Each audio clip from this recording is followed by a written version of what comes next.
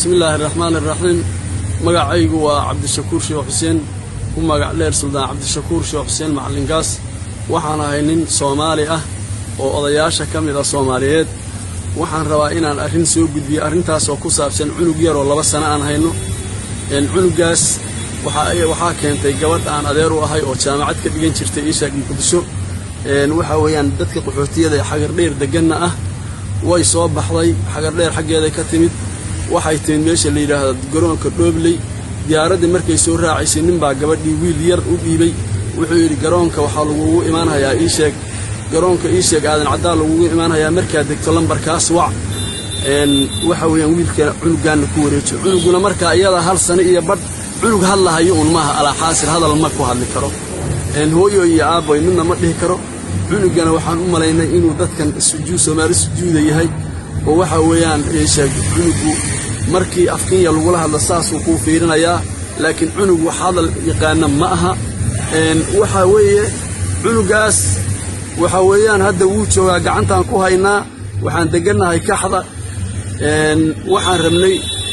in arinta iyada dadka Facebook-yada aan la wadaagno maan xalan mar hore Facebook aan dhignay hadda markii aan aragnay ilmaha la gataa la yiri oo Facebook-yada aan fiirnay dadku aad uga hadlahayo oo maqalay xalana waxa lagu qashaa dadka lagu qashaa ayaan waxaan u aragnay cunuga in markii la garoonka airport-ka lagaga wareegayaa gabadha in cunuga in la qala la rabay oo waxa weeyaan ii sheeg xalana la geysto ilaahay baa ka badbaadiyay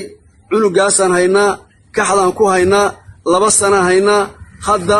gabar walaashay ahaa waxa weeyaan anigu waan iska xanuunsanay isbitaal baan galay aan u dhiibay oo haysa aniguna waa isla deganoo isku meel baan deganahay gabadha iyada gacanta nagu haysa waxa weeye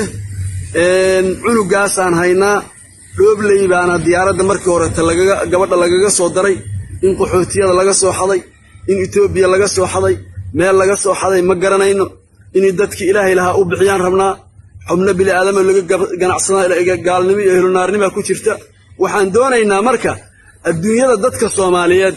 ee ilmahooda weysan in loo sheego cunuga inaan kaxda ku hayno cunugaas Dhobley laga soo saaray ii sheeg diyaarad laga soo saaray gabadhaasna saas loogu soo shirqoolay markii dambe xalana in lagu la wareego la rabayna taleefankii uu iska dhacayaa gabadhii taleefankii wax ka qabtay weyday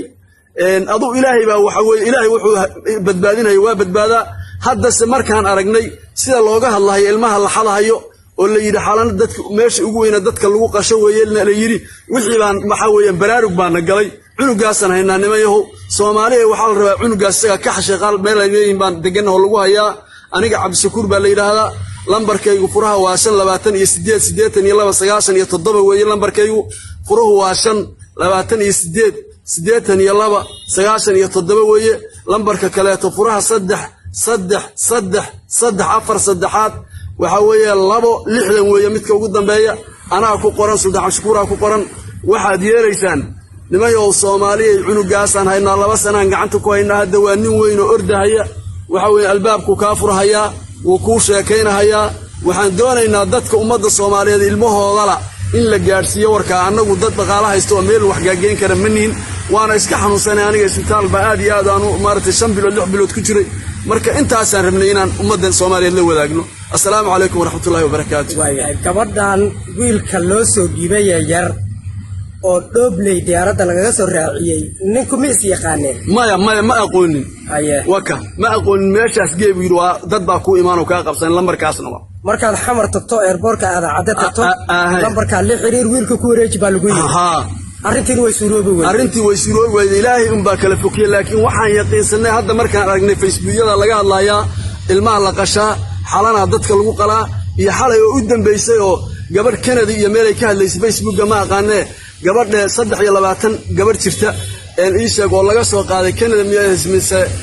ii sheeg meelahaas Mareykanka aagiisa laga soo qaaday oo ninkii intuu yiri waan ku guursan uu guur ku soo qaaday ayaa xalana lagu qalay arrinkaas markaan arkay xalayto waan yaqiinsaday wiilkan in la qalay in la rabay